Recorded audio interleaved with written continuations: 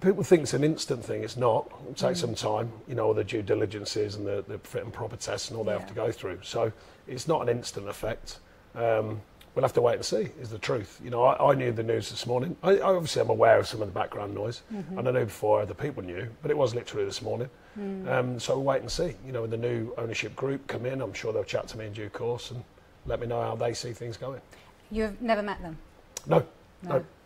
And do you feel, is there a little bit of apprehension about it? Because obviously we've seen, you know, takeovers happen before and changes of direction occur. Does that make you feel a little bit apprehensive, or did this need to happen? No, it doesn't for me. I mean, it's my focus is on the team and on the pitch, and I don't think it should affect the players either. There's certainly been no haven't had a meeting or anything. You know, they can all read, hopefully. So they've all looked at it and just gone, well, okay. But no, our focus has been on the team and what we do with that. So nobody comes to you and says, Gaffer, what's this all about? And this is No, if it was anyone, it would have been Seamus, but he's certainly not bothering himself with that. He's bothering himself with getting fit. At the end of the day, the bigger picture of the club is for the business people. You know, it filters down to us quite obviously financially with the window, which has been interesting. It's been hard work, our window, but you know, that side of things. But generally, it will be interesting to see which way, should they get the whole situation agreed and signed off, it'd be interesting to see which way they want to go. Yeah, I mean, like you say, it's going to be a long process. It's not an overnight thing. No. The fact that the shareholders have come out today and they felt very disappointed by the fact that they were only told, you know, minutes before, is that a sign of where the club's at the moment? Do you feel there's still a lack of communication here? Well, that's something that I've been trying to improve from my point of view. It's not easy. The demand on the owner, the chairman, you know, what was going on before was high. We knew that. They weren't allowed to games, or not allowed, but advised not to go to games. So that's not ideal, obviously. With this new group, we'll wait and see, you know, what connection they can get with the club and therefore transmit that connection out to the people, you know, the fans. And I've certainly been trying to do that through the team. I think that's important, that bond between the fans and the team. So we want that to build. I think there's been somewhat of a connection there. Obviously, it is bound by winning, which we haven't done, unfortunately, yet this season in the league, so we need to correct that. But generally, I think they know they've got a group of people working very hard for the club, in myself, the staff and the players. Everyone's got an opinion about the takeover. They have. They always do. Yes. None more so than perhaps a few people in the media. Jamie Carragher's had his talk on it and saying, you know, how miserable it is to be an Everton fan. In terms of the fact that he feels that Everton should be this ambitious, lofty team, and they're not. Well, it's a bit of a strange one for me, because obviously I've come in at the end of it. I get the idea. I know some of the noise from the past. I know there's been roughly 7 years of different feelings, different emotions. But, you know, whatever it is, you have to sort of park it, really. Well, I do, because I've got to focus on the team, you know, the connection with the team, the staff, the players, our performances, winning games. And that does help, but it doesn't solve everything. So I do understand some of the questions, you know, the different varying views, good, bad and indifferent as it happens. But at the end of the day, the one thing I know for a fact, there's been a lot of money put into this football club. So people can question all the reasons and whys and wherefores, but at the end of the day, Mr. Moshiri, as an owner, has put a lot of money through this football club.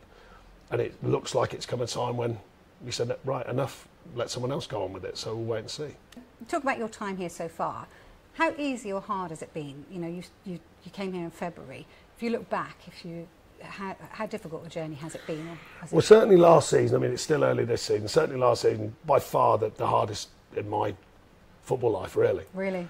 Yeah, I think you know, you can't tell every story, but what we're having to sort out inside, win games, all the speculation, all the noise, going down to the last game of the season, injuries, everything that could go wrong going wrong. Very, very difficult to manage, to bring it all together and still get a team out there and win enough games as it happens, which we did do. And going into summer, I maybe thought there might be a little bit more available to, you know, shuffle the pack. In terms of money, you mean? Yeah, and options. That wasn't the case. But I've always been a great believer in, you know, tell me what to manage and I'll manage it. I'll certainly manage it the best I can. And no excuses. So there is no excuses, it's just realities. You know, that's the reality. Them excuses are parked. Now we've got to move on. James Garner was talking about you recently, and he said you're very strict. What does that look like? You're going to deny it, aren't you? I get that a lot. It's like, I mean, the look doesn't help with that. The voice doesn't help with that either. But no, I don't think. But you chose this look. You'll be so, you know. Work in progress, this had. Trust me, there's a lot of work to be done. No, I genuinely think that. I think there's certain professional guidelines. Yeah. But why wouldn't you work to that? You know, I've been to a number of sports, a number of industries, a number of businesses, spoke at them, received information, all of that sort of stuff.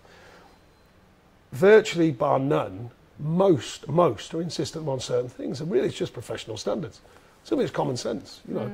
For me personally, if a player's doing an interview on behalf of Everton Football Club, then you don't need a pair of cans on. You don't need one arm bent up and a hat on and all that. You don't need that. So therefore I'm like, no, lads, that's a non-negotiable. These are in the rule book, yeah? Well, they're an official rule book. But I just think that's professional standards. Some simple stuff. I mean, you know, honestly, footballers, right, we do everything for them. Just be on time. Let's face it, you must be able to be on time. So things like that, that's not being strict, is it? Just to be on time. No, so, I agree. Yeah, so I think his words of being strict are probably stretched a little bit. But it's interesting you do that. I mean, so he's not going to get any stick either. I mean, no, I haven't. Just sorry about that, James. No, none at all. I mean, he's not going to get reminded of this at all. You've got Arsenal at the weekend. This is how you started, wasn't it, in February? And you've got a result against them. Any fear of facing them this weekend? I don't think you fear anyone. I think there's a reality. They're a good outfit. We know that. They've started well on the back of a strong season. You know, tough at the end, but strong season in general. I think the players here they're wise enough to know the challenge. On the other hand, at Goodison, our fans, the atmosphere that's created there, that's a weapon in itself, but we've got to use that. You know, we've got to pay that back all the time to the fans by performing. And so far this season, barring one really below par performance at Villa, I think our performance levels have been very good actually. So, but you've got to turn them into wins, we know that. And challenge yourself to do it against the best, not just all of the teams. I mean, they're all good in the Premier League, of course they are, but the top sides are very, very strong. Just finally, I was talking to Eddie Howe about what he does ahead of training and everything. He gets up at 6 o'clock and he trains and he uses the bikes and everything. Yeah. Is that something you do? What do you do? Yeah, not 6 o'clock, but probably about 7. Get in the gym, try and do something before training virtually every day. Wow. Yeah, no, it's years. I think years of doing it. You know, I've been in sport since I was a kid and sort of professionally since you're 16. So I think it's just a habit. I can't run. I used to love running, but my back, I've had 4 back ups, and I can't really hammer my back anymore. So it's more cross trainer and maybe a walk and stuff like that. So yeah. Particular music in your head? Now and again, but normally it's in the gym on the treadmill because I mix it up a little bit. Cross trainer, walk, you know, a few exercises, a bit of tunes, a few tunes. Nice. Good sound system in the gym, so it's always a winner. Good to meet you at last. Cheers. Take care. Don't go anywhere because I have to do the SSN.